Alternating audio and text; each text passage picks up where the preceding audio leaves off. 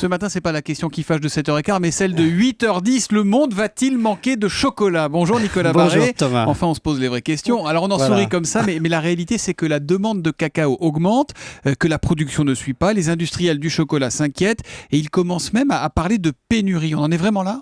On en est déjà là, on manque de cacao. D'ailleurs, il y a un signe qui ne trompe pas, c'est que les cours ont bondi de 50% depuis un an. Retenez juste une chose, la production mondiale, c'est en gros 4 millions de tonnes. Et pour être tranquille, il nous manquerait 1 million de tonnes de production par an. Quand même. Voilà. Mais si la demande est là, il suffit d'augmenter l'offre. Pour augmenter l'offre, on augmente le nombre de plantations. Voilà, c'est pas compliqué.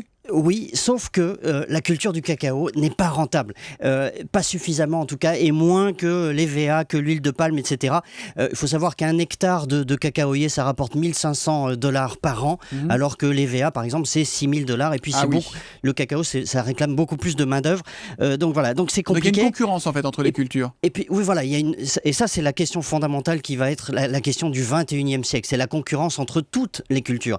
Si vous voulez, la planète va devoir produire dans les 40 prochaines années autant de nourriture que ce qu'on a produit depuis 8000 ans. Donc vous imaginez cette concurrence entre toutes les cultures et forcément on va au plus rentable. Le cacao, ça n'est pas rentable. Les planteurs par exemple ne récoltent que 3% du prix de ce que vous payez quand vous achetez une tablette de chocolat. Voilà. Donc si on ne change pas, si ça ne change pas, eh bien ces planteurs de cacao vont passer à autre chose et vont délaisser la culture du cacao. Et en même temps, s'ils touchaient plus, ça ferait flamber le prix de la tablette qui se vendrait moins bien, etc. Non ? Oui, mais c'est vrai, on est dans un système complètement déséquilibré. Si vous voulez, à un bout de la chaîne, vous avez des industriels qui gagnent beaucoup d'argent, comme Mars, comme Cadbury, etc. Et puis à l'autre bout, donc, ces planteurs de cacao, qui sont d'ailleurs à 70% en Afrique de l'Ouest, qui, eux, tirent le diable par la queue. En Côte d'Ivoire, par exemple, il y a 350 000 enfants qui travaillent dans ces plantations. Oui. Donc vous voyez, la situation est difficile.